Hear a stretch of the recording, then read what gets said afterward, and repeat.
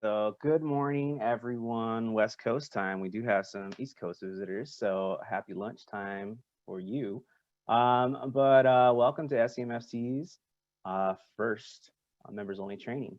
We have a jam-packed lineup for you all today. When it comes to if you're a note taker, you're welcome to take notes. But as a reminder, today we have the ability to have the recording that you can always turn back to. So I would suggest that you just uh, be an active participant for different parts of today. There will be opportunities for us to go into breakout rooms as well. So if you are in a place and space that allows for it, just know that we have some questions that we want you to interact with.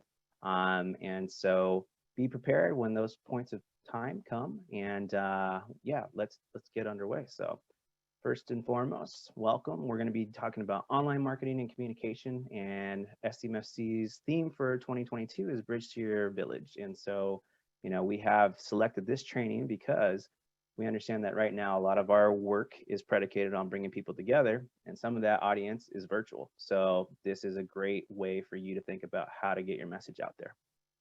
All right, so if you haven't been with us before, or if you're a new member, just want you to know that we are currently at 25 membership organizations, and we have one independent member. Yay, Mr. Isom, yay. And when it comes to the purpose of these trainings and networking, it's just really about the fact that it takes a village, and we understand that collective impact is in our work. So the more interconnections that we can make, all the better. And yeah, if you are looking for new ways of partnering or sharing information, collaborative is a great place to get plugged in. So I'm going to move us forward. So for today, we have once again online marketing and communications as the topic or theme. So when we're going over these items, we're going to be dedicating time for podcasting. It will also have time to go into social media platforms, and then how to use marketing for Canva, which, if you're not familiar, is an online platform that is really popular right now. Outside of that, we want you to have your questions ready. So please make sure that if you have questions for presenters, ask it. And then when we have our breakout rooms, once again, please share. So yeah, we will move along. And how today kind of sets up is that we have three wonderful panelists or groupings, I should share, and that each of them has their specialty. And so we'll probably do about 15-minute segments on each of the topics, and then open it up for Q&A. And yeah, if you have questions, once again, utilize the chat feature for some of those questions, or we'll ask you to unmute at certain points of time. But let's get into the fun. So what we're going to do to at least get some of the creative juices flowing is actually ask you all to work on a breakout room with one another. And I know that you might have the ability actually to meet one of our presenters there, but we're going to ask that you introduce yourself, the organization you represent. And right now, what's really popular is podcasting or social media platforms. And so the question that we want you to answer in the breakout room, which will be about a 5-minute breakout room, is that we want to know, why you might like one of these platforms and why do you stay connected to it. So once again, you're going to introduce yourself, your name, your organization, and then what is your favorite podcast or social media platform, and why do you stay glued to it. So we are going to go into breakout rooms right now. You'll be in breakout rooms of probably about, let's say, 4 to 5 individuals, and it'll pop on your screen to enter a room. So happy connecting, and I'll see you in about 5 minutes.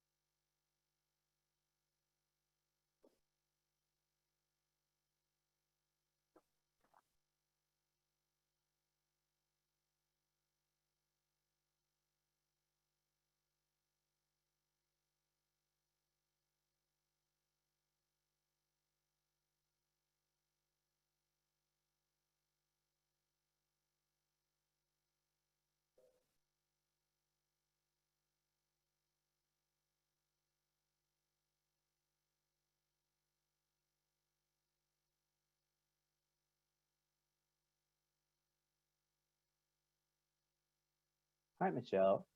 Are you able to go into a breakout room?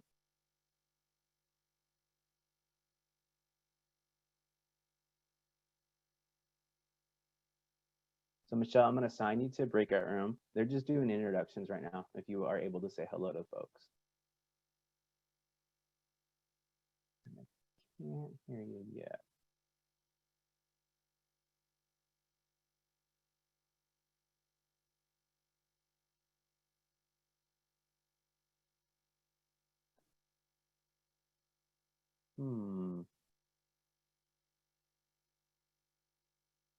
I can see you, Michelle, but I can't hear you yet. Jen, can you hear me? Hi. You can hear me? Yeah. 'Cause So are I don't know if you? I can. Okay, I didn't know if it was working. Yeah, you're good to go. You want to drop into the room? There's still about 3 minutes left. Okay. They're just explaining your name, organization, and why you either like podcasting or social media. Okay, let me hold on. Before you do that, let me see if I can plug in my if I can find my headphones because it has the computer audio. So anyone that can like enter the room can find it. So give me 1 second. Let me find them.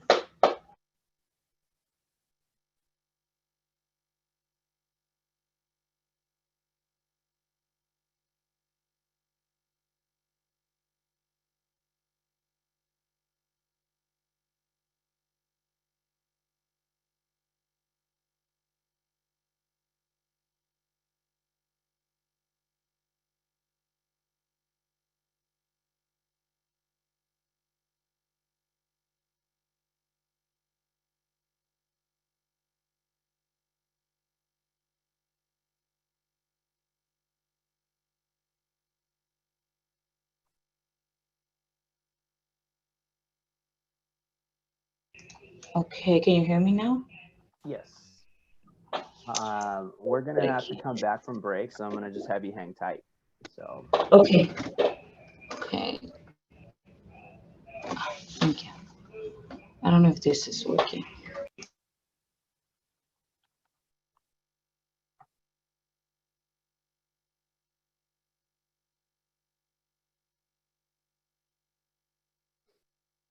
okay, here we go.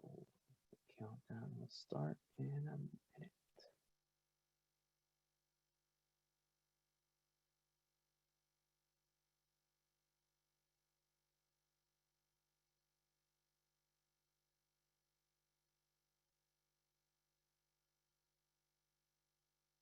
Andrew, are you doing good? I heard you had a little bit of a hiccup on the password or whatnot. Oh, you're muted. Sorry.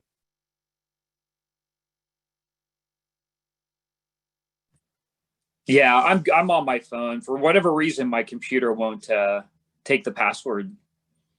Well, I'm glad you're able to make it. Your audio sounds great, and we'll help you through this one. So, Perfect. Thanks.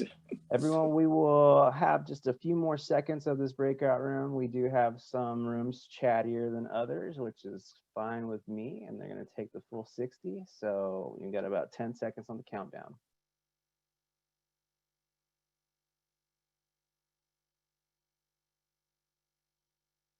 Okay, and welcome back, everyone. My hope is that you connected to someone new today. Obviously, that's why we do breakout rooms, so you can get to know one another. And so, if you did have kind of maybe a favorite podcast or a social media platform and why you loved it, the chat is open for you to share as to why or what that might have been.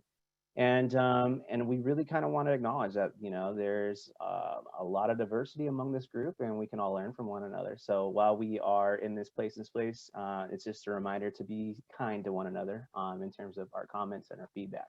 So I'm going to jump into the next segment, which actually kicks off today. So the breakout room was there for purpose because we have one of the first platforms that we're going to get into, which is going to be on podcasting. We have a great group coming to you all from, actually, you're all on the East Coast at this point in time, which I didn't realize till now. But if you have yet to connect with this group, I want to kind of tell you about who they are. So With us joining us is Jen Amos and Jenny Lynn Stroop. You may know Jenny Lynn from her work at the Coordinating Council and with Cohen's clinic, but she also does this other hat that she wears.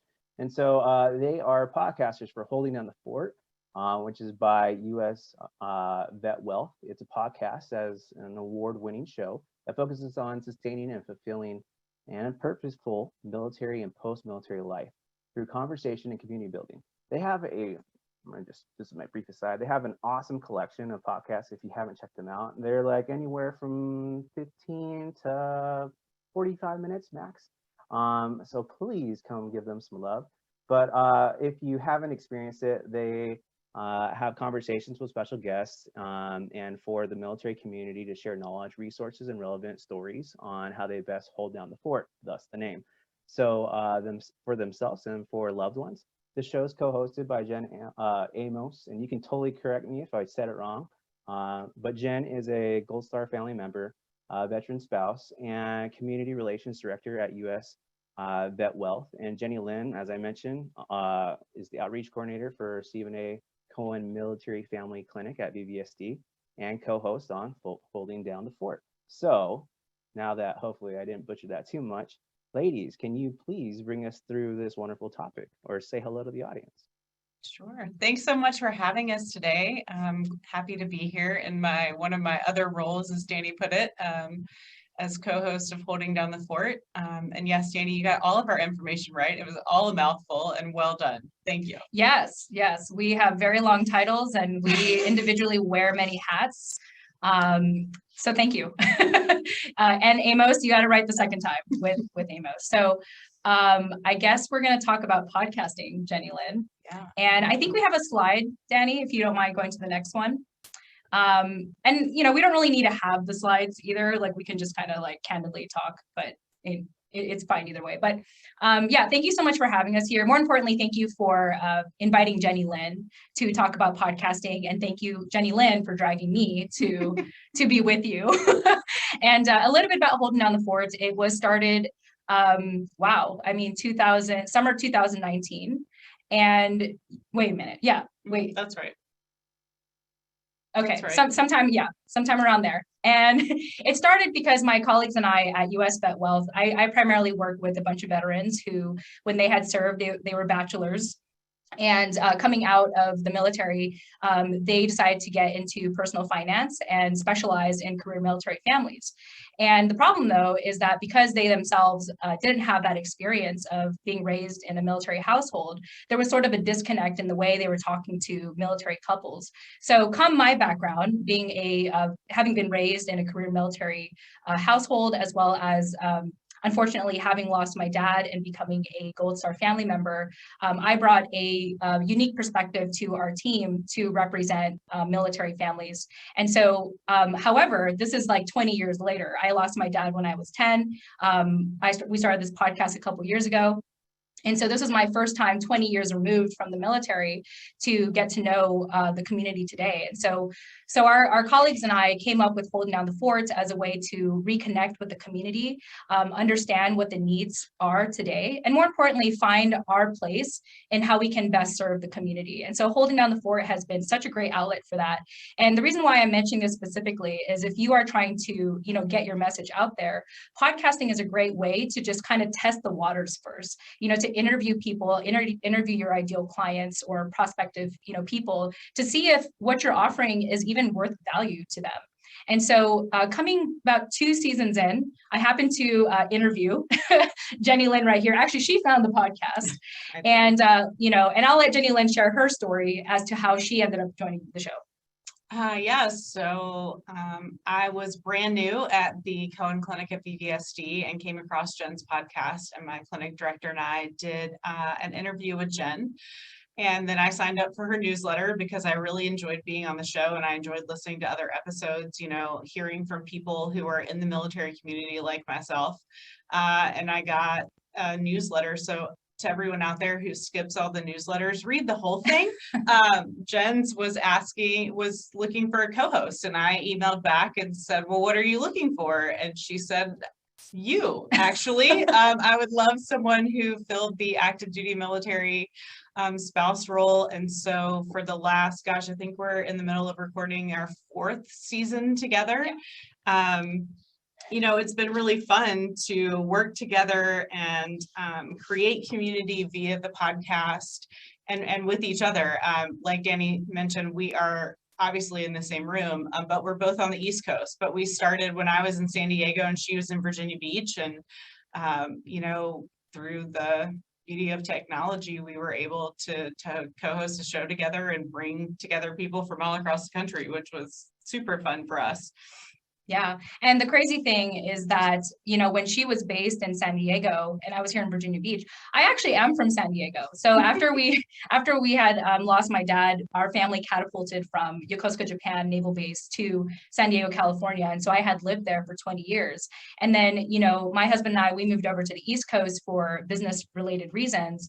And amidst all that, you know, I was starting to kind of relive my experience of a military child, of having to move frequently and feeling like I can't make friends if I stay put in one area. And so fortunately, kind of by chance, I came across podcasting and realizing how, I wouldn't say easy, looking back, it wasn't easy, but how easy I thought how easy it was at the time to get started. And it ended up being this place of, you know, relationship building, of socializing. And, you know, just like what Jenny Lynn said, while I was here in Virginia Beach, she was in San Diego, and then her and Matthew happened to have PCS'd over here to Virginia Beach. And so we really had no idea that we were ever going to meet in person and be in this room today. So this is actually, I wouldn't say a miracle, but, you know, probably close to it. And it's actually really fun to work with Jenny Lynn because, you know, she really covers that active duty spouse life. And I get to speak from that military child perspective, Gold Star family member perspective, and also working with veterans and really try to get that full scope of humanizing the military community experience. So yeah, anything else? Yeah, I mean, I think as we look at the topic today of, you know, getting our message out there as service providers, you know, what Jen and I really do with this podcast is create community. We look at it less as like a sales tool or a marketing tool, though her company, US Vet Wealth, is our main and only sponsor. You know, and we obviously talk about the services they provide the military community. What we really do is create community, because what we found is, and this SDMFC is a great example of it, there are so many resources out there for the military community. It often is very overwhelming to figure out what you need and where to get that. And so, you know, I guess what we really do versus marketing one particular thing, we use it as a way for people that we see in the community doing something to give back to their community, to talk about, you know, what they bring either to veterans or military spouses or active duty, and just really kind of amplify what they're already doing versus selling a product or service. And we continue to, I mean, we continue to have people on that we've had on other seasons to kind of show their progression as a service provider. Like I think about Jen from Pride and Grit, like we interviewed her to talk about what it's like to be a seasoned military spouse to, you know, she hosted her first season military spouse conference last year, and like kind of the progression of going from, hey, I hadn't worked really in, you know, my husband's whole military career, to putting on this whole conference that really was for a very specific part of the military population. You know, and I love that our theme at SDMFC this year is Bridge to Your Village. I think when Jen and I think about who we have on the show and the conversations we want to have, that's exactly what we're looking to do. We're looking to bridge, you know, services to the community that we are both a part of and that we both represent in different ways, and really try to kind of bring all those together. Yeah, I mean, you know, the beauty of, I think the way to sum up why our show works and why it's an award-winning show is kind of that saying that is told in sales, which goes, facts tell, but stories sell. And just like what we were all talking about here, that constant fire hose of information that our families experience quite often, or especially toward the end of transition, there's no way to attach to all that information at once. And so if we can put a face to, the service offering, and a story, why this person decided to get involved with this nonprofit or offer this service, then it makes you feel like like and trust them and want to better connect with them. And part of building that bridge is through storytelling, is through connection, and really humanizing why you're offering what you're offering to begin with. So our show is very I wouldn't say that we wing it all the time, but we're very candid. We're very we're very open. We also are very, we also actively get individual mental health services. So that's partly why, you may be looking at me and thinking like, oh my gosh, she's a Gold Star daughter.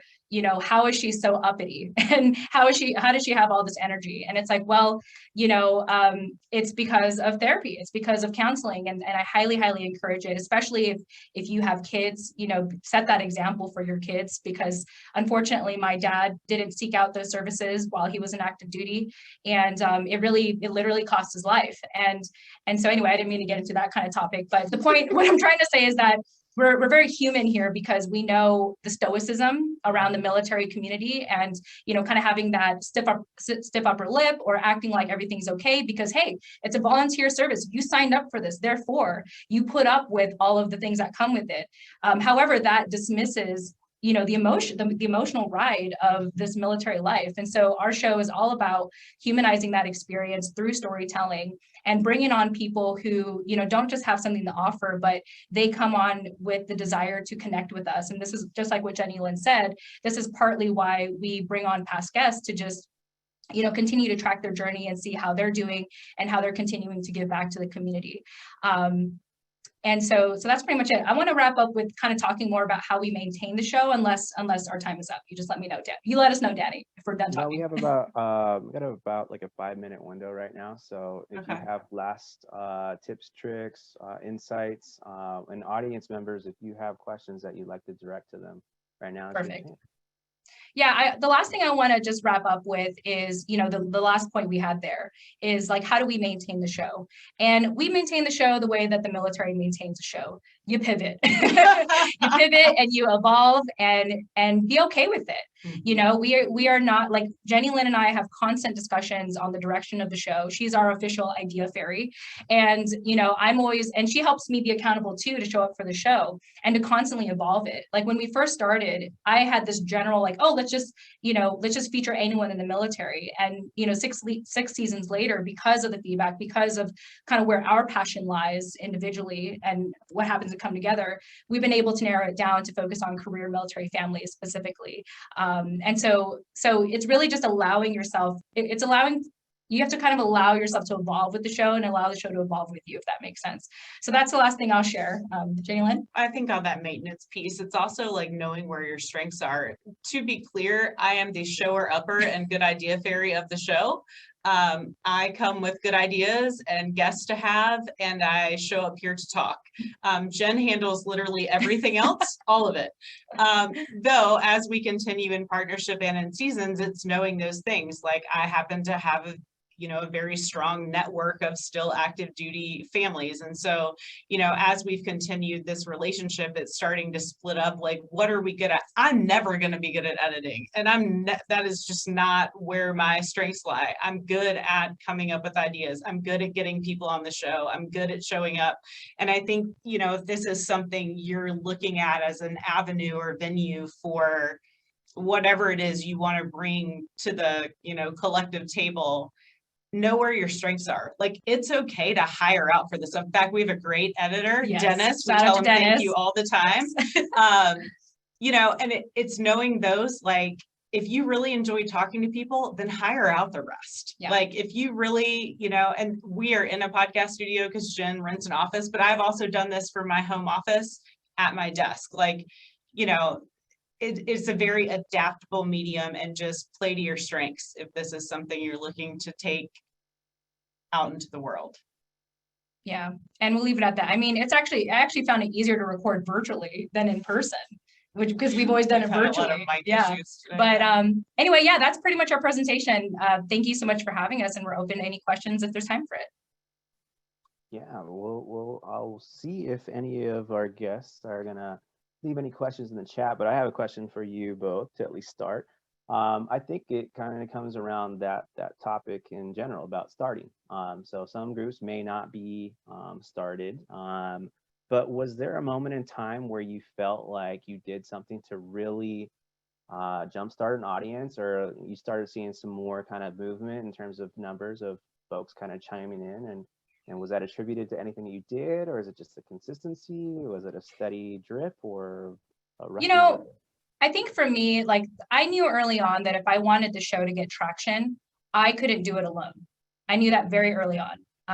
I definitely, as like being involved in the podcasting space and having attended podcast conferences, I see people try to DIY this, and it's a huge labor of love. So just know that even though Jenny Lynn gives me all the credit, which I absolutely appreciate, this wouldn't be possible if it wasn't for our show sponsor, US Vet Wealth, i.e. my husband helping us fund this show.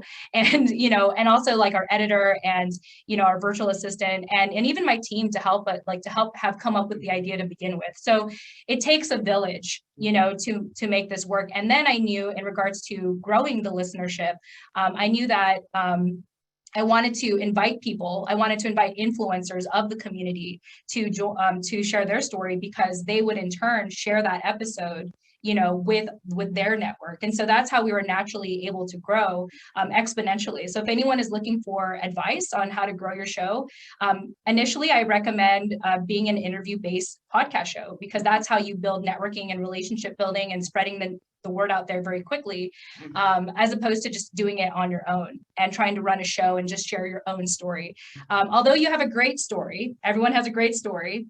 It's more beautiful when you get to intertwine it with other people. Like the fact that Jenny Lynn and I should have never met, like even literally in person, but because we had the shared goal of advocating for the military community and amplifying their stories, we're able to intertwine our stories now and do, just do our part and have the chemistry we have today to be able to do the show together. All right. Well, I think those are words of wisdom. I'm going to leave one last question on the table because our audience hasn't got the caffeine in the system yet, but they'll get there. Wow. So team, let's ask some questions in the next segments. But the question I'm going to have leaving your segment today is knowing that you podcast, and this is going to kind of fold into our next topic, like how is it that you integrate your podcast into other platforms? So social media platforms, you mentioned newsletters already, but how is it that you continue to kind of spread, or was that strategic? What were your thoughts on that? Yes, I'm happy to answer this question on behalf of Jenny Lynn, our official shower upper. You share stuff too, to just give you some I am credit. happy to reshare. Once it is on social media, I am happy to push it out there. Yes. So, if you're going to do a podcast show, again, I can't stress enough how much it is a labor of love, and you have to be realistic with your bandwidth. And so for me, it's extremely important to me to focus on a mailing list, because, even though I have a team to help me push out content, social media is constantly evolving. The algorithms are constantly changing, and it's getting more and more polarizing on social media. I hate to say that, out loud. And having run a social media agency myself before working at US Vet Wealth, I could just see like how much it had evolved quickly throughout the years. But anyway, what I'm trying to say, because obviously we're all still on social media, it's kind of one of those love-hate relationship things, at least for me, is, the mailing list is something where, everyone has an email. Everyone has an email.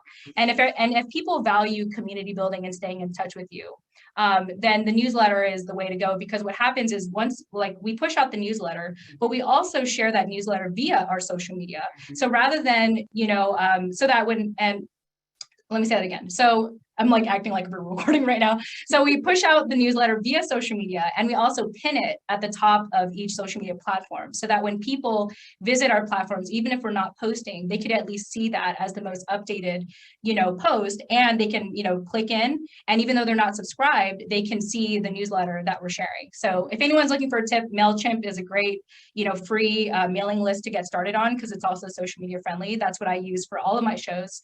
And yeah, so it's and even though we're on social media, we do I do make sure to direct people to say, hey, if you want to stay in touch with us, yes, we're on social media, but please, please, please, sign up to our newsletter, because that's the only way you'll get our attention. Like if you leave us a DM on Instagram, I'm sorry, I'm a millennial, but I'm still not going to respond to it because I'm not on there anymore. I've taken a mental health break from social media for so many reasons, i.e. pandemic. And, now I'm just focused more on like real deeper relationships. And so I have personally found that through building our newsletter. Mhm. Yeah.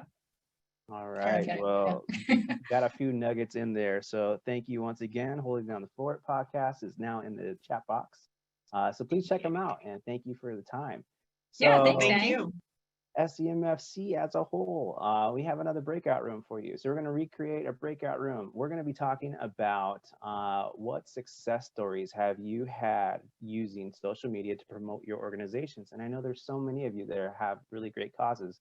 And so I know that, from being an observer, some of your messages have gotten out there just because of utilizing social media platforms. So we're going to actually switch up the rooms again, and you're going to have a 5-minute portion of time to connect to one another. So through the magic of pointing and clicking, happy connecting, and I'll see you back in 5 minutes.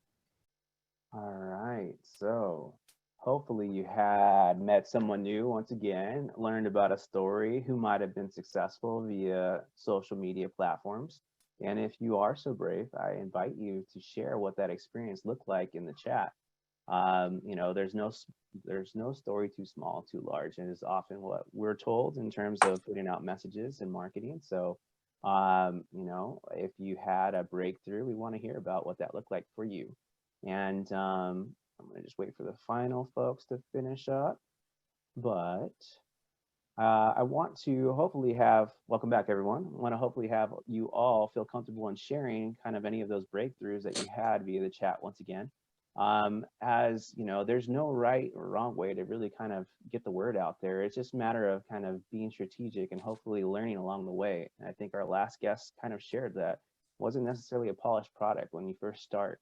And the more that you kind of learn and grow, obviously the bigger the audience in time.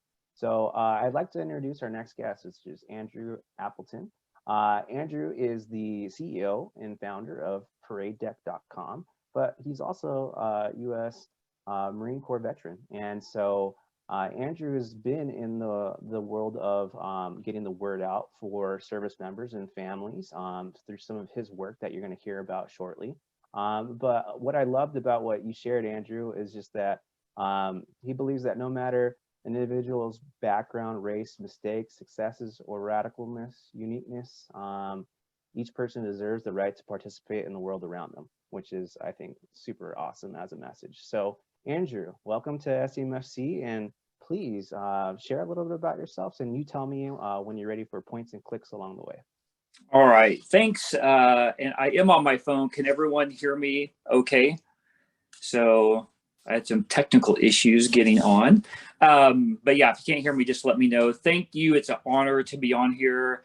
I want to thank Laura Torres, a friend that, you all probably know her, for introducing me to your group. And it's just an honor to be able to share with you today. I know I only have 15 or 20 minutes, and so we'll kind of go through the slides quickly. They're kind of just big ticket items, but I'm always available. You can email me, you can call me, and I definitely would share as much time as I can with you if you have any follow-up questions on what we talk about. And then I want to talk specifically about ParadeDeck.com and how that might help you if you are, as Jen and Jenny Lynn so eloquently put. I loved your message. Thank you so much for presenting. It really opened up a lot of dialogue for me to talk about ParadeDeck.com and how we're trying to come to try to answer a lot of the friction points and getting started in the social media world, especially if you're doing a podcast. That's where ParadeDeck.com comes into play.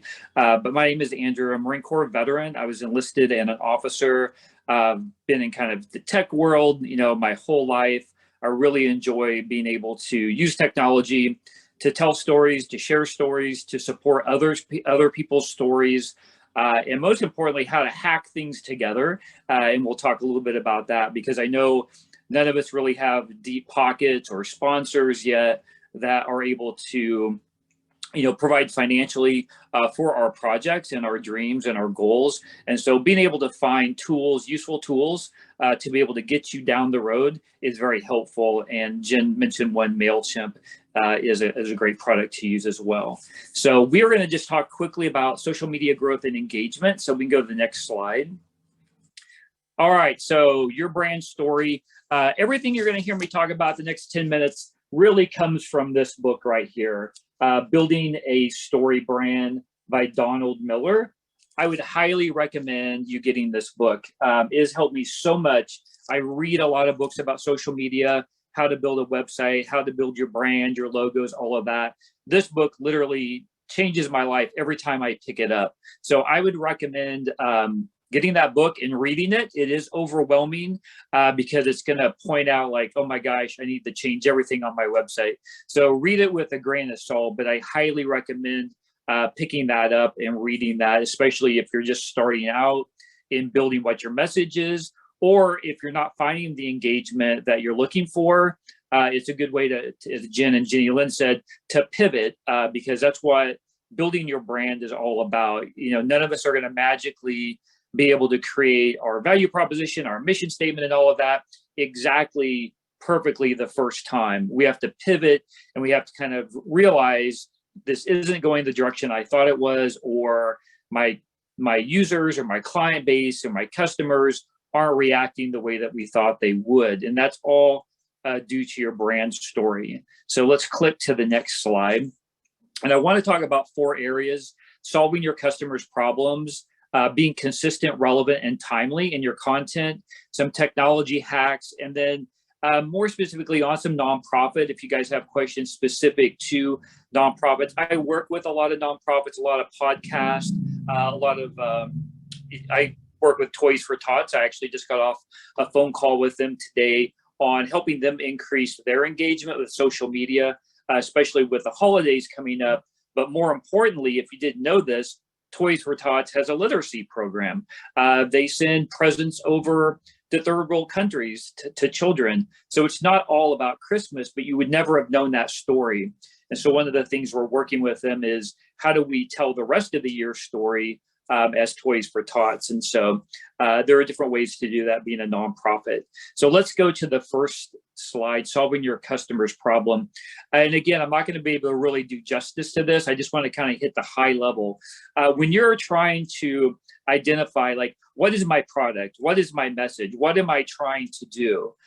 There are 3 levels of problems that every consumer, every user has, and they're external, internal, and philosophical. Now, the external is what most companies and most brands try to answer. They're always trying to answer the external problem. For example, I need to paint my house. So I'm a paint store. I have paint that you can paint your house with. Come buy paint from me.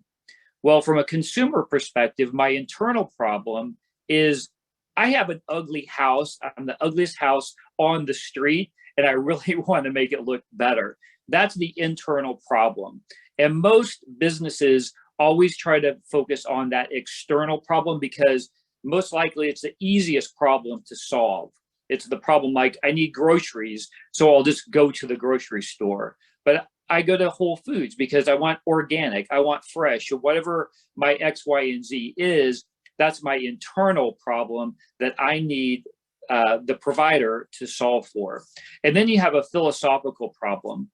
A philosophical problem would be, everybody deserves to live in a beautiful house, or everyone deserves to be able to buy fresh fruit and vegetables. And for example, Toys for Tots, I'll use this as an example. The external problem would easily be like, we want to give toys to kids that aren't getting toys.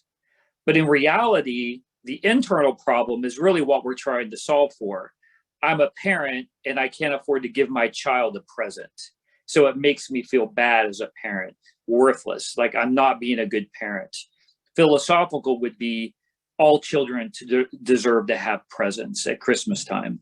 So if you can kind of start to evaluate what you are trying to answer, what are you trying to solve for your consumer or for your user, because they're always the hero of the story and you're trying to solve the problem, and usually it's their internal problem. So I hope that makes sense. If you start to kind of cycle that through of like, what is my podcast really trying to solve? And Jen and Jenny Lee is like, Lynn, they're trying to solve, like, there are some amazing stories out there, and we really want to be able to get that initial story out and then do a follow-up story, so there's a mission behind that, but they're giving those creators, those influencers, an opportunity to share that story, that internal problem that they're trying to share. All right, let's go to the next slide. All right, so when I do content, and I know in our breakout group, there were a couple in there that are just starting out with social media. I try to follow these 3 rules, and they're pretty basic. Being consistent, meaning that, am I posting every day? What's my cadence, as far as all my social media platforms? And I know it can be very overwhelming. I have a very small staff. I do most of the social media posting myself, but I've got 10 private Facebook groups. I've got 5 Facebook pages. I've got 4 Instagram, I've got 3 YouTube. So I have a lot of social media platforms that I have to be very consistent in putting those posts out. Now, I have to set expectations at the very beginning, meaning that I know that it's not realistic that I'm going to be able to do 5 posts per group, per page, per channel every day. So I just build out my basic initial expectations is this is what I can do for my followers based upon what social media channel they're coming into. But I try to be consistent because as consumers of content, we like consistency. We like to know that rhythm or that cadence. I know that this podcast is going to come on at this time, or I know that the top 5 tips are going to be coming on at 9 o'clock. So I try to be consistent with that brand story. So they're always consistently seeing that same story, that same message, so they can recognize, and then they can share that with others. And the second is being relevant to the consumer's problem or to the message that you're trying to address with that group. So I don't recommend shotgunning. I think that you find your niche. You find, like mine on one of my social media Instagrams are Marine Corps officers. So I only focus on things that they're looking for. A packing list, how to get in shape before they go to OCS, all the pain points and friction points. And I do it with a lot of humor. So if you go to my, the Instagram, it's Marine OCS blog, you'll see what we use a lot of humor to get points across. And then we also invite relevant guests onto our Instagram channel as well, so that they can actually give advice to the candidates that are headed to OCS. So you want to be relevant in presenting your information. And then the last one is timely. So you definitely, it's kind of an easy one. You want to be timely with your content. So, if you're a travel agency, you want to pick and choose when you're going to be promoting certain types of travel. Some people, maybe in the summer they're planning a ski trip, but they're most likely planning, to go somewhere for their summer vacation. And so you just want to be timely with the information so it resonates. So when Jen talked about MailChimp and she sends out those emails, she needs to be both consistent, relevant, and timely in that email, so it's more meaningful to her users, so they're more apt to do what? Do a call to action or to engage, and then convert them to whatever you're trying to get them to do. Maybe it's just simply watching a podcast. So, but if you're not timely, then you run the risk of they're not going to read it, or maybe they'll even unsubscribe. So I would recommend always asking yourself these 3 questions. Is this content consistent with my message? Is it relevant to the person I'm sending it out to? And is it timely? Are they going to act on it or not? And if you can't answer those 3 questions, I would wait before you send that content out. All right, next slide. All right, so hacks. If you go to paradedeckmedia.com/brand story, I have all these links on here. I don't make any money off these guys. So this is just what I use for hacks. So as a startup or a smaller organization with not a lot of funding, and I know that, a person in our breakout room, she's like, I'm the only person that does this. It can be very overwhelming. So there are some really cool hacks that you can use. One is Zapier. Zapier, all of these have a free version to it. Zapier connects different platforms together. So for example, I'm picking on MailChimp here. So let's say you get emails that come in from one source. There's a Zapier or a Zap or an integration between that source and MailChimp, so that you're not always downloading and uploading, downloading and uploading. So that's one example of Zapier, but they have thousands of integrations. And so if you have anything you're trying to connect, try to use Zapier. And if you need help with that, just let me know. Bitly is another one. If you're trying to track how many people are clicking on links, or you're trying to shorten a URL to something smaller, so it's not this big link, I would recommend using Bitly. Flow Code or Flow Page, I use that for my Instagram. It's a link with all my social media, all my important call to action items, so I can change that dynamically.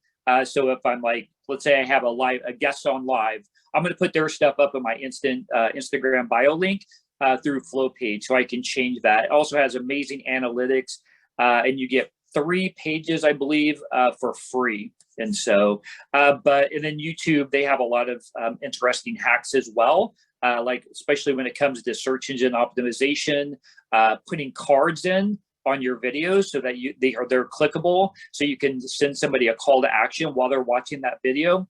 And that really comes in handy when you're working with sponsors.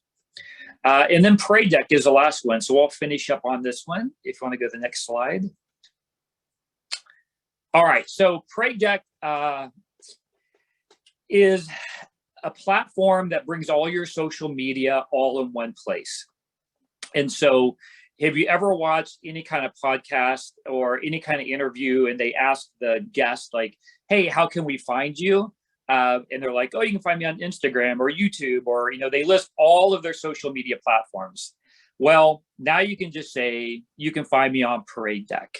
So when you're a creator, and for example, Jen and Jenny Lynn, they can put all of their social media onto Parade Deck as one of our creators or our influencers. And one of the things about Parade Deck is it helps us as a community. So someone may be coming to watch a podcast from Jen and Jenny, and at the same time, they might also see another creator or another podcast or another video or audio, Spotify, for example, that they can listen to. So our goal on paradedeck.com is to bring all of our creators together as a community so that we can, and I know that Jen mentioned this, so that we can use each other to virally grow. And so Parade Deck, for everybody gets a free account that's on here. So if you sign up, just click free account and I will upgrade you to the premium account. So you won't have to pay anything for this. Some of the features with Parade Deck is that once you put all your social media in there, let's say, for example, you're doing YouTube and you're doing a live broadcast on YouTube, we automatically put that on Parade Deck for you so that it all goes out to all of our followers and your followers. It also has the ability to collect email addresses, and that's something, again, that Jen had mentioned. So a lot of your social media platforms, unless you actually have a link that someone can click and sign up, they're not going to be able to do that. So one of the things we do is allow them to follow you on the Parade Deck. So anytime that you post anything on Facebook or YouTube or Spotify, we automatically tell your followers that you just posted something new. And so our whole goal is to increase our community of creators and influencers and promote your content. So that is paradedeck.com. We've got a little over 2 million in our audience right now, including the Department of VA, their social media, and Toys for Tots are going to be signing up later on today. And we're working with some other organizations. So those are 2 million people that we can introduce to you. And then we can introduce your followers to those followers. And so our goal is to have over 10 million by the end of the first quarter available audience, so that we can help you build your audience, and the same thing, your content help builds the credibility, integrity of paradedeck.com. So that is all I have. I talked really quickly, so please don't hesitate to call me or email me.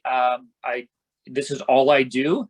My goal is really to support our military community and influencers and creators. Outside of this, I really don't like to put an ego into it or anything like that. I don't do a lot of live events because I like to be behind the scenes and I like to support you guys. That is my number one goal, is to support you, and Parade Deck is one way that I can do that.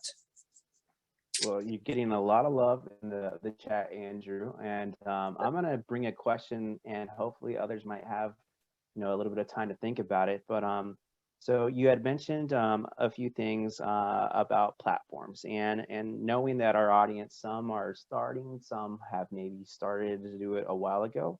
But the concept of like analytics and insights, it kind of seems that if you're not that familiar, that these are tools that individuals are able to kind of measure their reach, their span, how many folks are connecting, but to not get overwhelmed. What do you recommend that maybe our audience keep an eye on when it comes to their own insights or analytics? Yeah, good question. Somebody also asked what this book was called, Building a Story Brand by Donald Miller. And if you go to that Parade Deck, media.com/brand story, I have the link on there as well. So I think with analytics, first of all, like you said, do not be overwhelmed by analytics.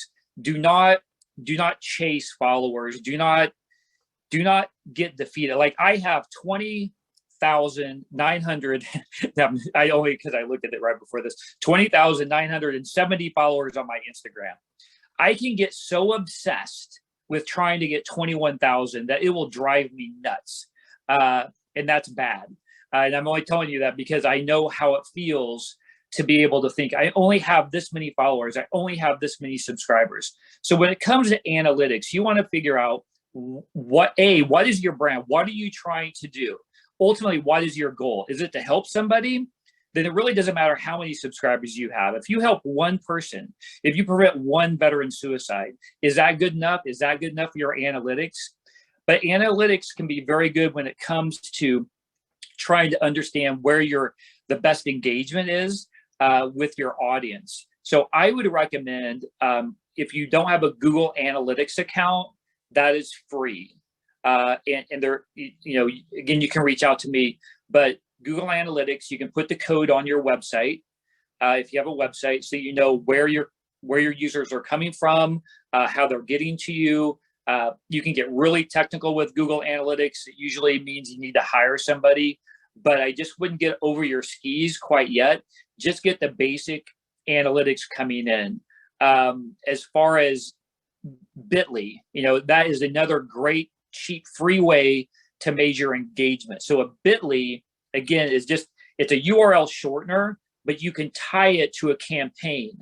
So if you want to gauge like how many people click on this link I have in my newsletter, you can use a Bitly to put that in there. So anytime somebody clicks it, you know that, hey, it came from that newsletter, and you can track that. If you're using other software products, a lot of them have kind of default analytics with them. But I guess my best advice is just try to identify what your goal is.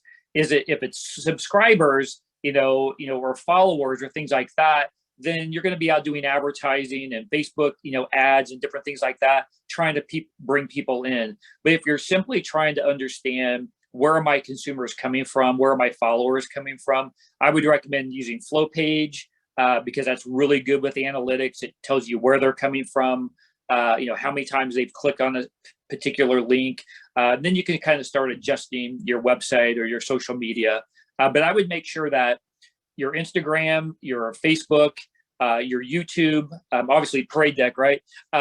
All have a link on there that has that analytic ability. And that's why FlowPage is so good, is because you can identify exactly where they're coming from through that FlowPage. That's probably too long of an answer for you, but no, I think that was insightful. I saw some folks writing some stuff down. So crowd, any last questions you may have for Andrew? Obviously, he's a wealth of knowledge. It's just a lot of information, and just don't get overwhelmed or defeated, because you can go down that path every day. I've been doing this for a long time, and every day I still have to give self-affirmation. I still have to do self-care. I still have to get out and run my 3 miles. I still need to take care of myself. I need to call people in my network just to ask them. I have people I call and to say, can you tell me how amazing I am today? I mean, I think that's the most important thing about having this village is being able to call somebody up and just say, I need an affirmation today because I feel really, I don't feel like I can do this. My message isn't good enough. Nobody wants to listen to me. First of all, that's a bunch of hooey. You all have an amazing story to tell. But get that network, get people around you that you can be confident that when you call them, they can definitely give you that, like, you know what, you're doing amazing. And that's all they really need to say. Awesome. Well, thank you again, Andrew, for your time today. And then, folks, if you haven't done so, take a picture of the contact information, get back to him. He's got a great platform that hopefully some of you will be able to connect to. And we're just flying by with regard to time. So this is going to be our last breakout. I think we're going to try to accomplish before the end.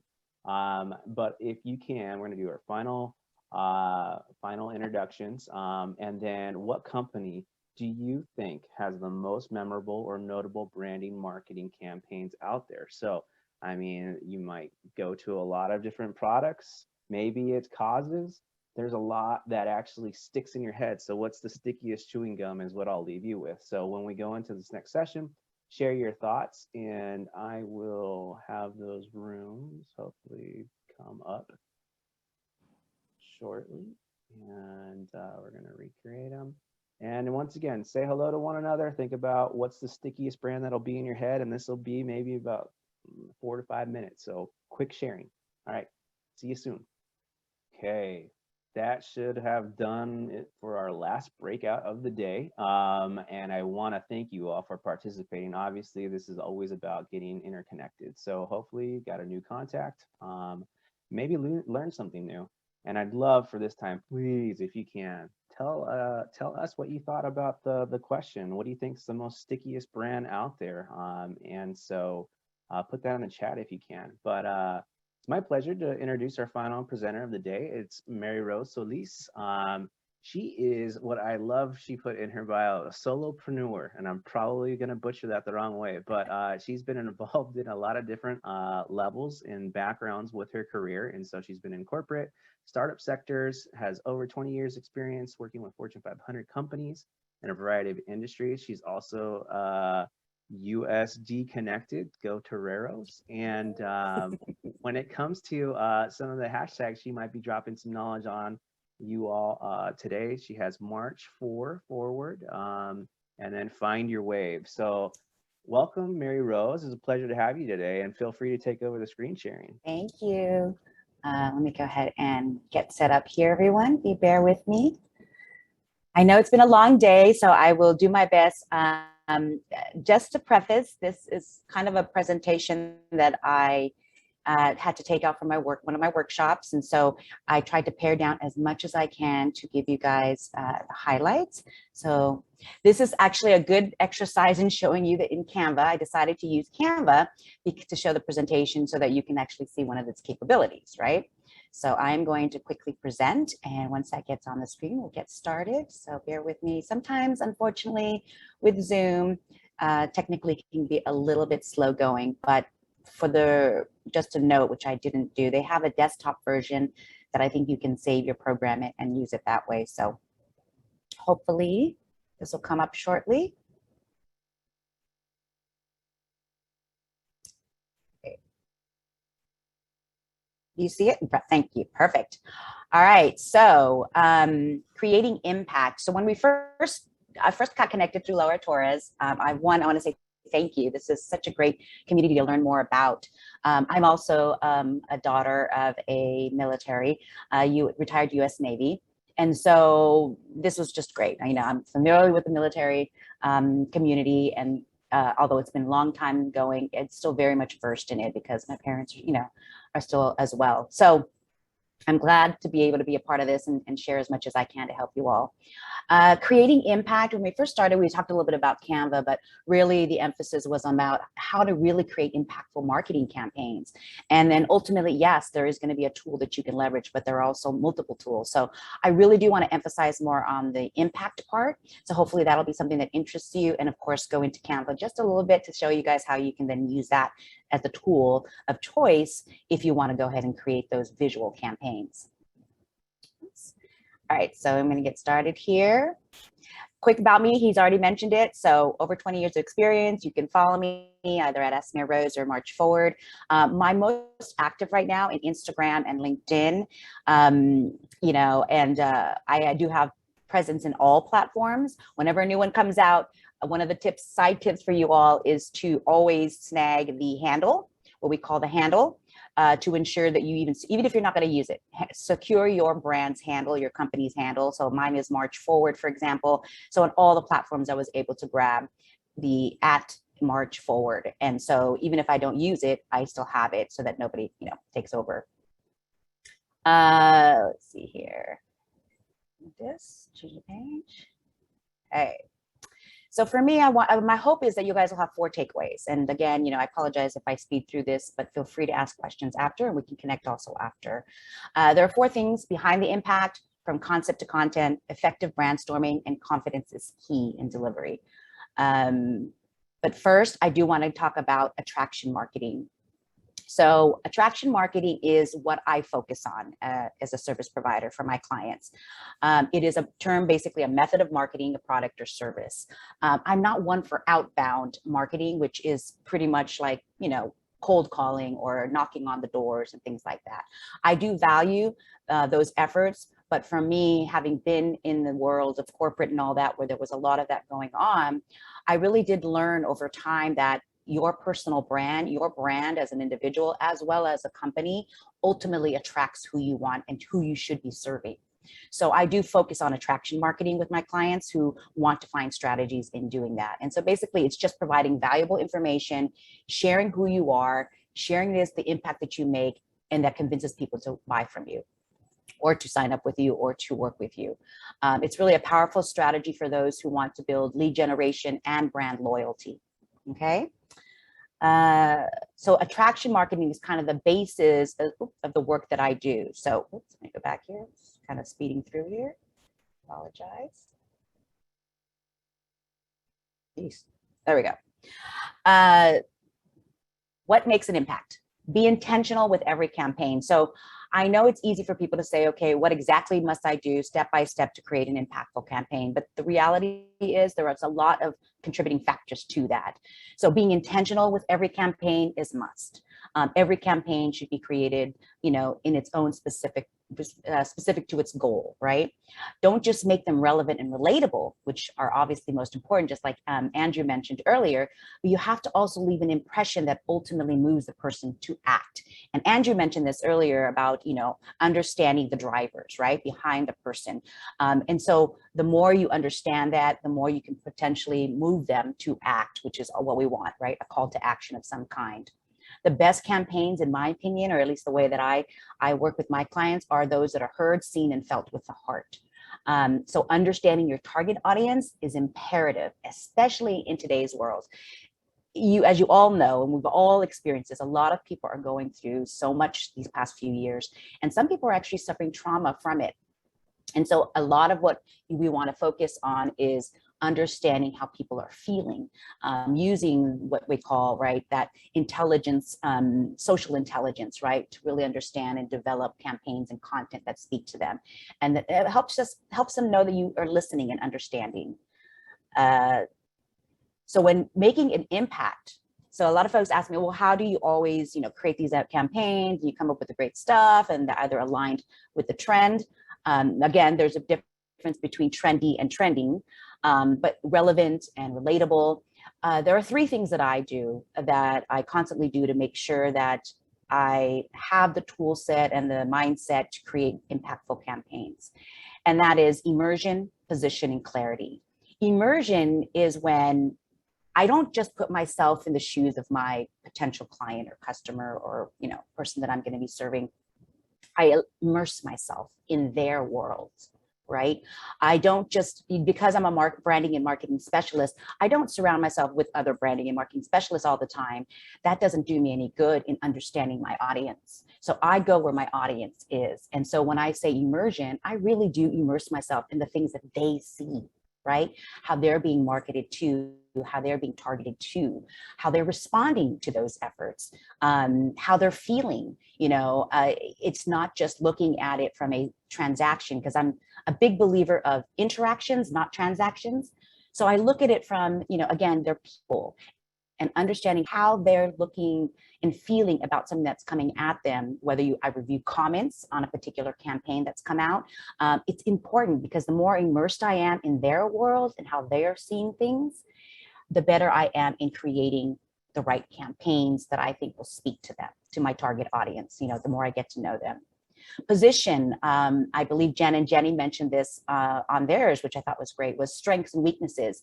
How many of you remember the SWOT analysis? Hopefully you all had one when you started your company, your organization. The SWOT analysis is something that continues to work with you, and it should. So I always want to know, what's the position of my client, right? What is the current position? Because how they were positioned 4 years ago, before COVID, may be very different for how they're positioned today. So if you haven't in a long time, revisit your SWOT analysis, your strengths, your weaknesses, your opportunities, and your threats in an industry, in your particular market, in your particular, community, because that will help you, again, guide in creating a more impactful marketing strategy and campaign. And then finally, clarity. Andrew brought this up again with branding. Clarity. I can't impress upon that enough, that you have to have brand clarity. You have to know what you're all about. And I mean genuine, clear, defined understanding of what your brand mission is, your core values, your core guiding principles, because those will become the foundation that help you create the content that you need to attract the people you need to serve. I'm a big believer in that when you do the hard work on creating and defining your brand, and then the more so it'll be easier for you to create content. All that other stuff becomes a little bit more organic, more natural, rather than you feeling forced to develop something. And that's where, Daniel mentioned, is find your wave, your words, your artistry, your voice, your energy. When you find that, trust me, it will evolve over time, and it may. And unless you're changing products and services altogether, like a 360, it won't change per se, because the core of who you are doesn't change, right? The core of your journey up to date doesn't change, and your mission and your goals and your values. So what it'll do is it'll just evolve. It may change in maybe color, it may change in a slight messaging, but it'll always remain the same. And that's why having that brand clarity is so key when it comes to building campaigns and having a strategy. So campaign strategy, I think this is really important. So I mentioned is the brand, knowing your brand well. If you know your brand well, you'll have a brand style guide or some kind of guidelines around your brand. I don't know if some of you, when I was working with large corporations, if I wanted to post something for Amazon at the time or Microsoft Xbox, they had to give me their specific logos and their specific guidelines. Recently, a few years back, I just did something for the Rotary in Texas, some kind of flyers they wanted. And again, same thing, they had given me their brand guide so that I make sure I stay within the guidelines of how to present their brand. So you all should have that as well. You all should have some kind of guide that helps you. And so just to give a quick share of what that looks like, I just did a hyperlink there through Canva. So Canva is very similar with the presentations as PowerPoint. You can embed hyperlinks and it'll take you to the next. So just to give you an idea what a brand style I get, I'm going to my website here, one of my websites, I should say. And I'm going to walk you through what a style guide looks like, just so you have a visual, because I know that's sometimes hard. Here's something very similar to, when it's packaged together, but I gave the little bits and pieces. So when I'm developing a brand for somebody, I really get to know the person behind the business, the person behind everything first. I understand their origin story. And so I create a personal brand statement, and then ultimately find out their business value, their key messaging, and all that good stuff. And then once I know their target audience and their goals and their missions, then it helps me determine what their colors, their visual and their artistry and their style and their energy is going to be like. So that is what each of you should have, in addition to that, many corporations, larger organizations will obviously have specific guidelines. They will tell you it can't be this big, that you can only use these logos. So some people can get that detailed, but in general, you just at least need to know your brand artist visuals, as well as your voice, your energy, so that we understand what messages to put out there.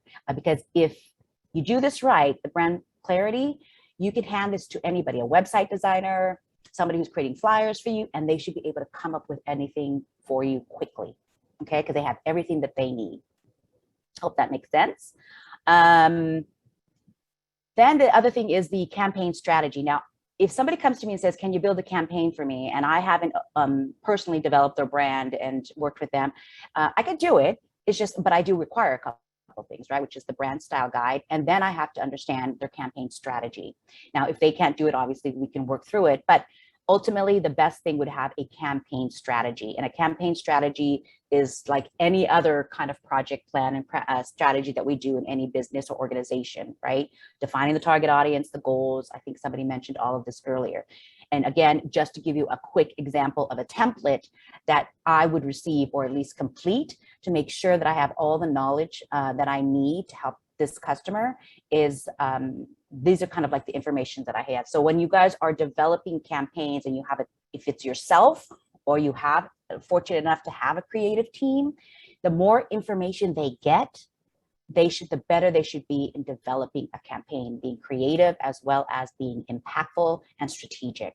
So a campaign strategy development template can look something like this.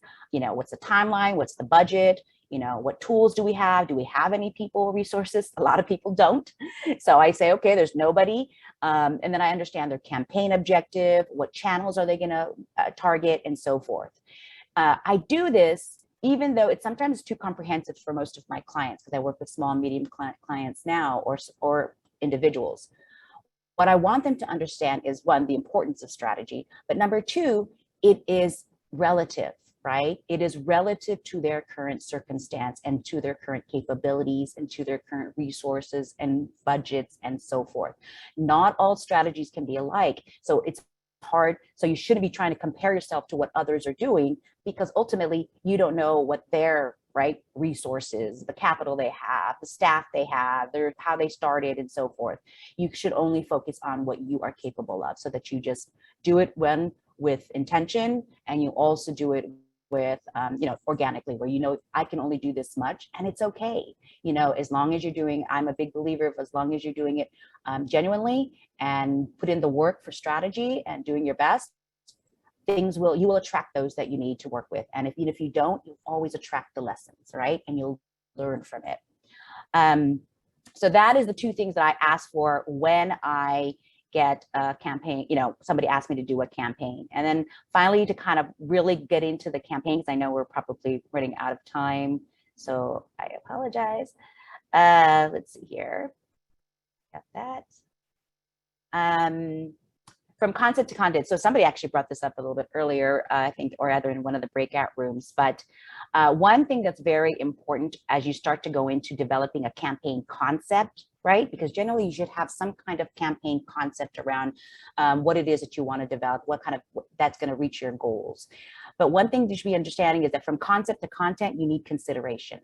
Right now, I'm sure we all hear it, cancel culture. That is just what the 4 years have brought us to. It's good and bad. The consumers, the people out there, the audience are now much more empowered and feel they have a voice in a way that they can direct the brands they like or love or want to purchase or be a part of, right? The organizations.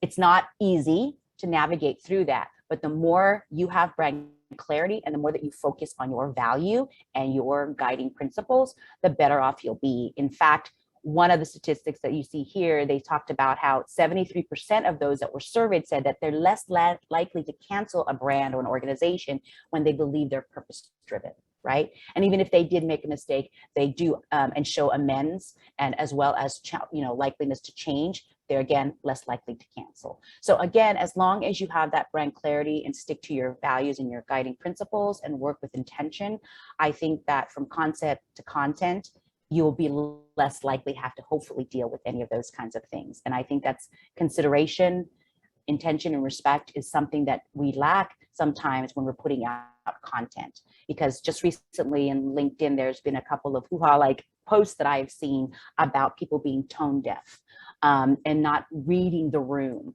And I don't know if some of you have heard that, where people continue to post as if life is the same when there's a potential World War III going on. And these are people obviously that have a personal connection to Ukraine or a personal connection to the war or maybe military.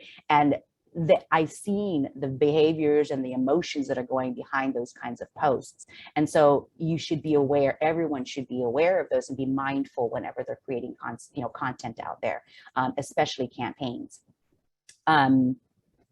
Here. So moving into the kind of the campaigns itself, the brainstorming, I call it. Once you get to that place where, how do I come up with a concept? How do I come up with an idea? You have to brainstorm. And I call it brainstorming because I always want people to, again, to keep it in the forefront that you have to stick to your brand, right? You cannot say you're about love and then spew a campaign around hate, right? Or anger. You cannot say you're about service to others and then show how you're being just focused on yourselves. So just always think about that when you're coming up with ideas for campaigns or content. In a brainstorming session, it's just typical: who's involved, how much time do we have?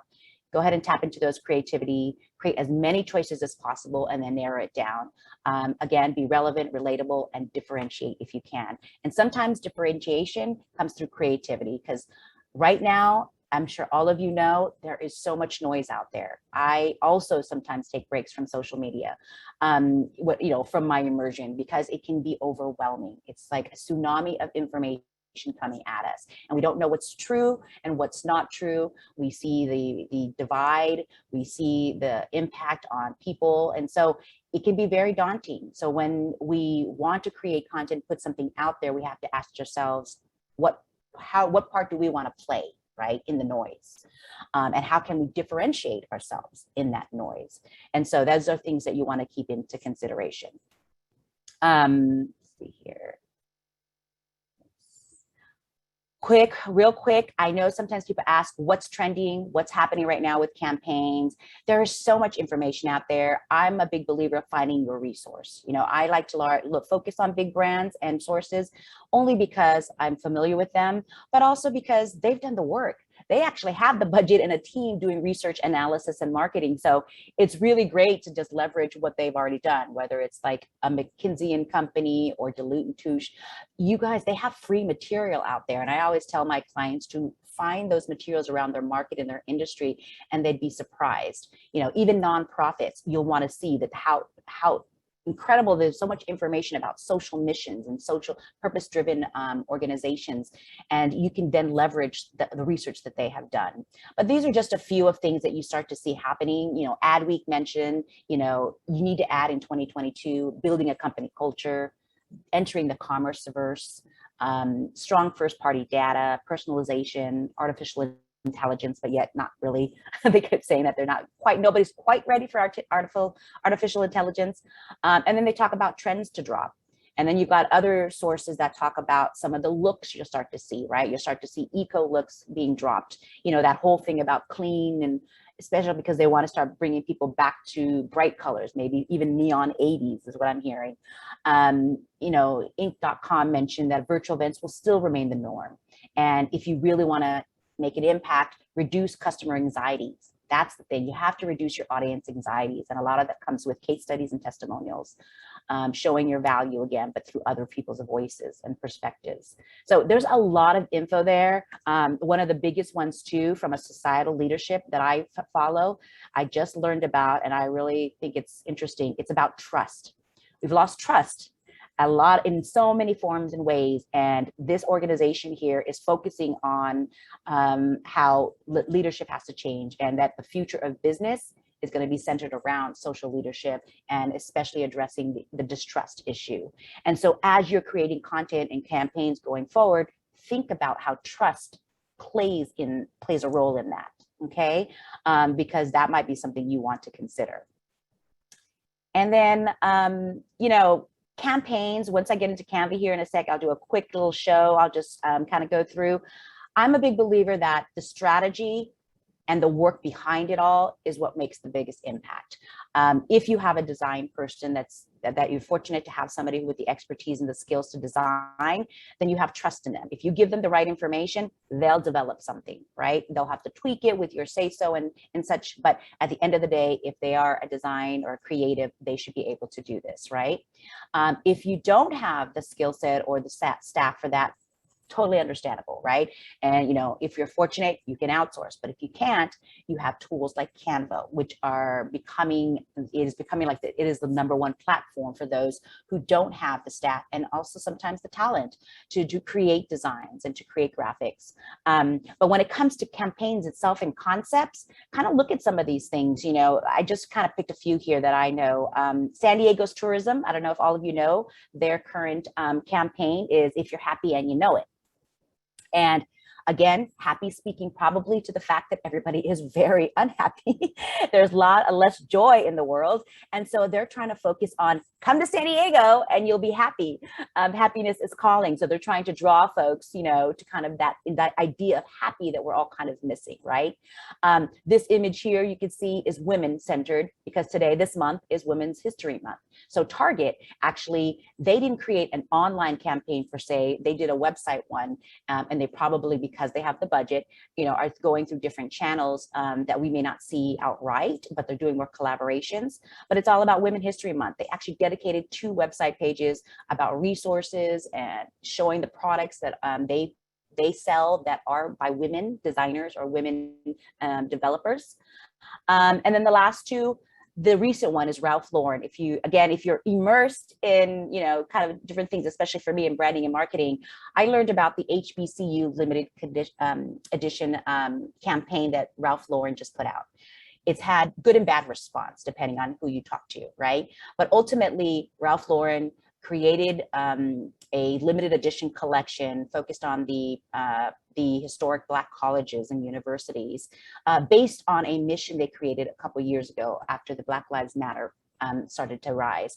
And so they have developed an entire collection, and their way of distributing their message or their support was through a video. They have this like a video, I guess you could say like an extended commercial in a sense about the history and the quality of the clothes and the HBCU individuals. And so you'll see that. And then another local one I looked at is Broadway San Diego.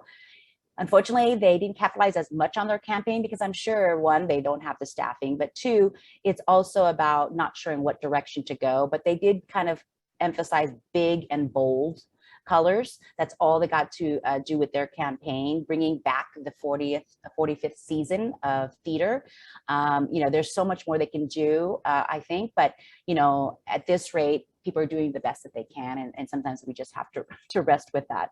But to what I tell folks all the time is, you have to work with what you have, right? You have to do the best with what you have, and not to compare yourself. And so what someone's doing that has 10 people behind it versus someone who's doing it, I'm just doing it, I do all my stuff on my own as well, is going to be very different than what I suggest or strategize for a client who has more, right? More stuff, more resources, to their point. So now to get into, just before I move into Canva quickly, hopefully you guys can all see this. Big tip for those of you, because I think I met a few that are nonprofit organizations in the breakout rooms. Canva Pro is the edition, if you can budget it, Canva Pro is the edition you want to go. Basically, it's the upgrade to have access to much more of their images, their templates, and so forth. Canva Pro is free to nonprofits. Okay, so you just have to go in here, apply, and then they give you they give you that subscription model free. So wow, I always tell folks, definitely use the things that are available to you. One of the things that I say, folks, is when they task me to teach Canva, I think what they're really trying to have me teach is creativity, and oftentimes it's difficult to do because I tell them that the Canva is fantastic with their resources. They have an amazing learning platform that is all dedicated to training. They have one dedicated to nonprofits, purpose-driven, social impact. So again, once you sign up as a nonprofit, leverage those resources and those tools, because they themselves can show you some of the ways that others of businesses or organizations have used it in the past. But what I will say in terms of creating a Canva account, what I see a lot of my clients not doing is setting up the system to work for them, right? Sorry that this is going a little slow, but in Canva, you can set up your brand kit. So right here on the bottom left-hand corner, you'll see brand kit, content planners. They have the features when you upgrade to Canva Pro to actually set up. Let me just click on here for a second. And I didn't do this on, this is my demo Canva account. But in here, I can set up my colors. I can set up the fonts that I always use. I can add my logos. I can, if I have branded templates already done, I can add them in here. So I don't have to go fishing for them every single time. So when I create a design, it's already set up with everything that I need. So take the time to set up Canva if you're going to use it to create your marketing collateral, your campaigns, and your content for social media. Another great tool is their content scheduler. It came out maybe a year or two ago. Basically, it's their answer to, and right now I think it only works for Instagram, but that's a good thing because not many content post schedulers have Instagram built in, but it allows you to post in Instagram via scheduler. So you can create your post here, then you can schedule and it goes directly into Instagram. Facebook has its inherent scheduler. So if you're not using it already, you should, because I think I'm a big believer that if the Facebook, built an inherent schedule, they want you using theirs. They'd rather you use theirs sometimes than a third party. But use the schedules that are afforded to you, because if you are somebody who has lacks time and lacks resources, sometimes setting a day to set up content for a week or a month can be a good thing for you. And so use those schedulers to your advantage. And then create a team. Later down the line when you have outsources or volunteers, leverage the team, because you also want to hold kind of manage the situation. You want to know who's touching what, and then making sure you don't lose templates and things like that. So don't hesitate to create a team when you become Canva Pro.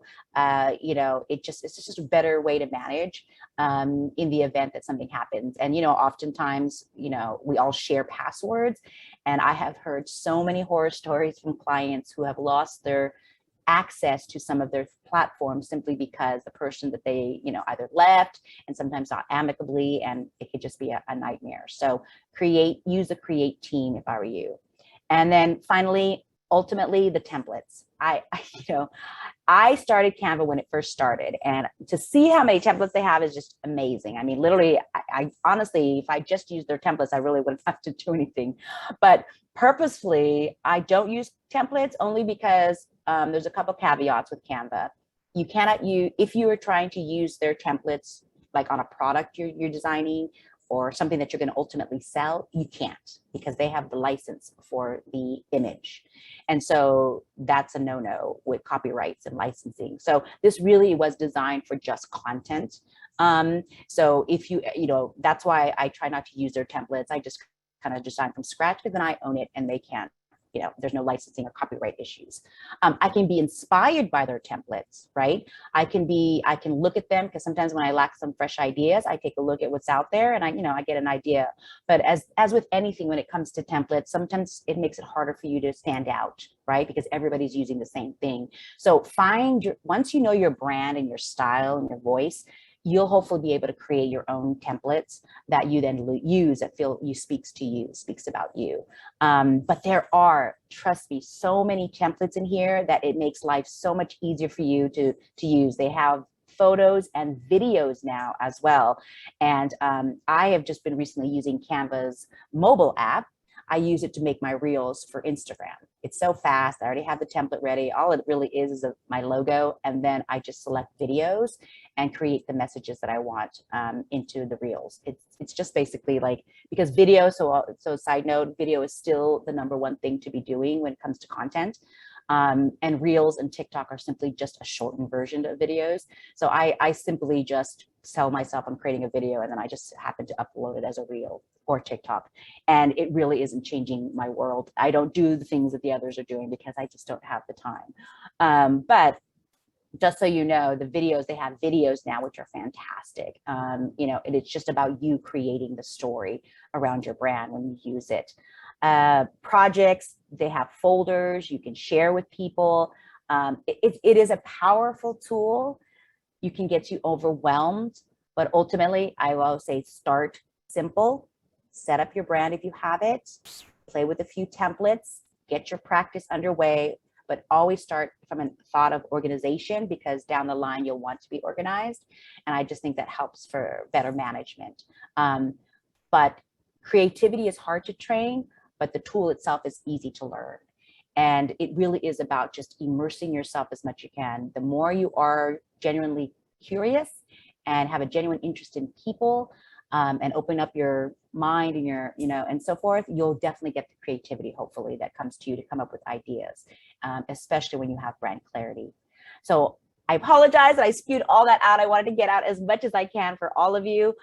If you have any questions, please let me know. Adam, and Daniel, I don't even know how much time I have left, but I hope to get through as much as I could for everyone.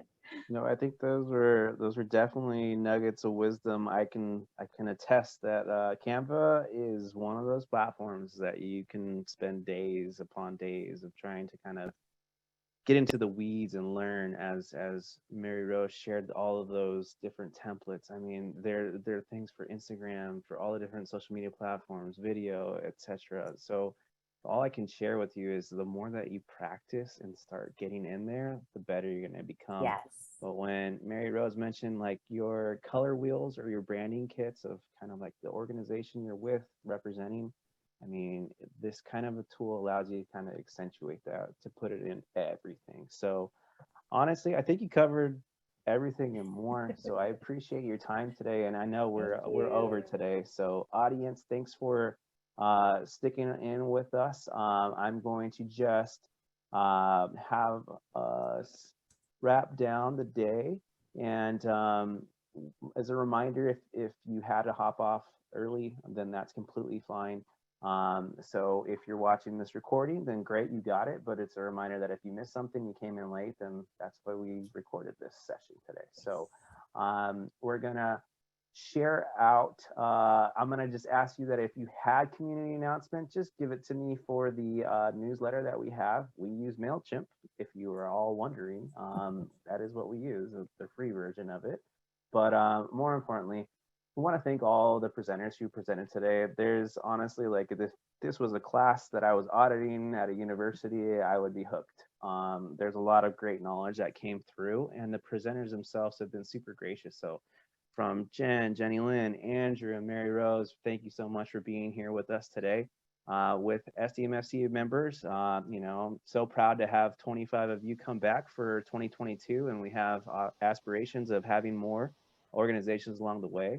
And then this is just a final reminder that if you have yet to sign in or to take the survey, then please click the link that you see in the chat, and it's our way of getting feedback from you all, including the things that you might be interested in kind of learning in our next capacity building training. So all of that has been a mouthful, and I hope you've taken in the wisdom. But this is where I leave you, and wish you all a wonderful rest of your week. And once again, I hope I'll see many of you at Friday's convening, which we'll be talking about the EFMP program from all different branches of service, understanding kind of that, you know, this is a program that has a lot more than what individuals are led to believe. And so you're going to be able to hear from service providers and from family members who can actually provide you a lot of, once again, nuggets of wisdom along the way. So I will break there and just say thank you once again to you all for tuning in, and I'll catch you next time. So have a great day. And I will stop the recording.